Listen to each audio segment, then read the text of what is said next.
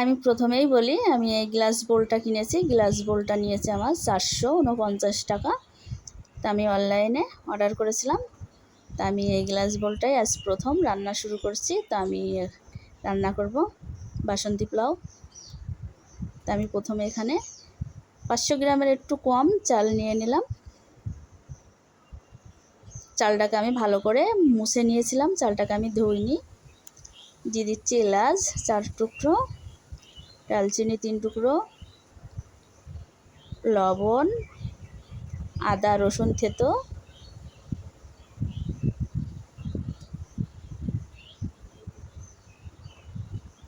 আর দিয়ে দিচ্ছি food colour.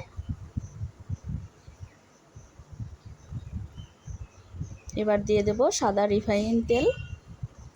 দিয়ে আমি ভালো করে মাখিয়ে নেব, একটু খুব ভালো করে মাখিয়ে নেব। মাখিয়ে অথবা চালটাকে খুব সুন্দর করে ম্যারিনেট করে নেব। দিয়ে আমি 10 মিনিটের জন্যে ঢাকা দিয়ে রেখে দেব চালটাকে।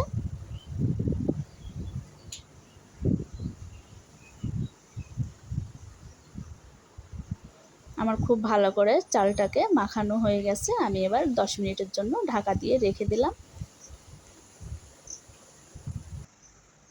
হ্যালো মিষ্টি বন্ধুরা, কেমন আছেন? আশা করি সবাই ভালো আছেন। তো আমি আজকে বাসন্তী পোলাও করবো। তো বাসন্তী পোলাওটা আমি বানাবো আজকে কাজু কিশমিশ ঘি বাদেই আমি রান্না করব। সাদা রিফাইন তেল দিয়ে রান্না করব শুধু।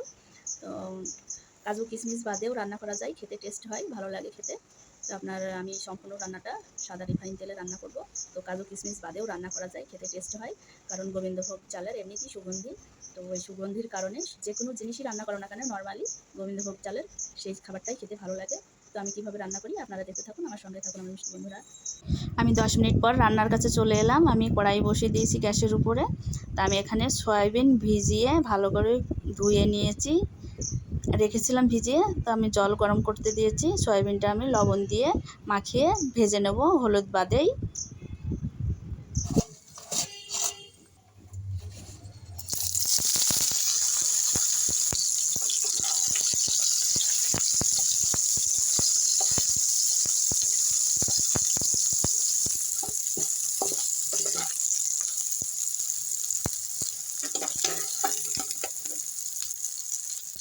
আমার সয়াবিনগুলো ভাজা হয়ে গেছে, সয়াবিনগুলো তুলে নিলাম। আমি এবার চিংড়ি মাছগুলো ভেজে নেব।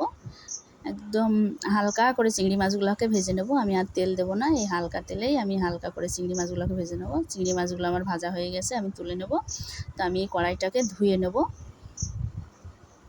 তা আমি ধুয়ে কড়াইটা বসিয়ে দিয়েছি। আমি আগে একটু তেল ঢেলে দিয়েছি, আপনারা যেন মনে করেন না যে আমি ঘি দিয়ে দিয়েছি। আমি তো বলেছি ঘি দিয়ে রান্না করব না, আমি সাদা রিফাইন তেল দিয়ে রান্না করব। দিয়ে দিলাম 2টো তেজপাতা, কয়েক টুকরো গোলমরিচ। এবার আমি চালগুলা দিয়ে দিলাম। আমি ভালো করে চালগুলা দিয়ে নেড়ে চেড়ে ভেজে নেব খুব ভালো করে।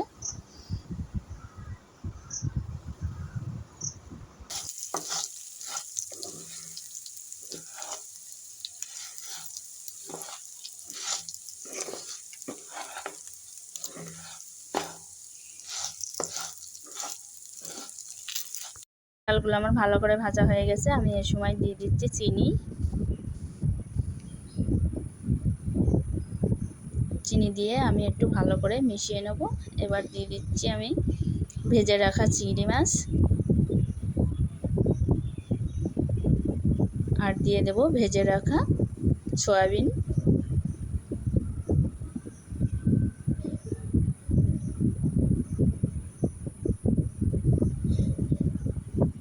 এবার দেব বেশ কয়েক টুকরো কাঁচা লঙ্কা, আমি 2 ফালি করে নিয়েছি মাছ বরাবর। তো আমি ভালো করে এবার এগুলা দিয়ে ভালো করে মিশিয়ে নেব। সমস্ত কিছু দিয়ে আমি ভালো করে মিশিয়ে নিলাম।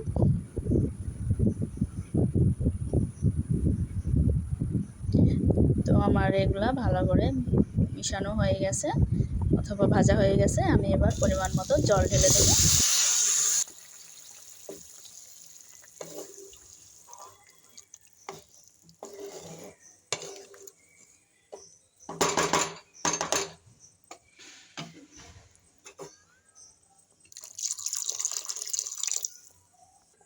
আমি জল দিয়ে ঢাকা দিয়ে দিলাম। আমি হয়ে যাওয়ার আগ দিয়ে ঢাকাটা তুলে নেব। তো আমার হয়ে গেছে রান্নাটা, আমি ঢাকাটা তুলে নিচ্ছি। তো আমার মিষ্টি বন্ধুরা, আমার বলা হয়নি, আমি কিন্তু ভাজার সময় একবারেই আমি লবণটা দিয়ে দিয়েছি। তো লবণটা আমার আর দিতে হয়নি, আর আমি দেবও না, কারণ আমি একবারেই দিয়ে নিয়েছি, আমার বলতে মনে নেই। তো আমি এই সময় দিয়ে দিচ্ছি সাদা রিফাইন তেল ওপরে ছিটিয়ে, যাতে গাটা একটু গ্লেজ আসে, গ্লেজ অথবা চকচক করে গাটা, সেই জন্য আমি সাদা রিফাইন তেল দিয়ে দিচ্ছি। তো দিয়ে আমি আবার কিছুক্ষণ ঢেকে রাখবো। আমি ঢাকাটা তুলে নিয়েছি, এবার আমি নামিয়ে নেব। আমার হয়ে গেছে রান্নাটা সম্পূর্ণভাবে। দেখুন কতটা সুন্দর ঝরঝরা হয়েছে রান্নাটা।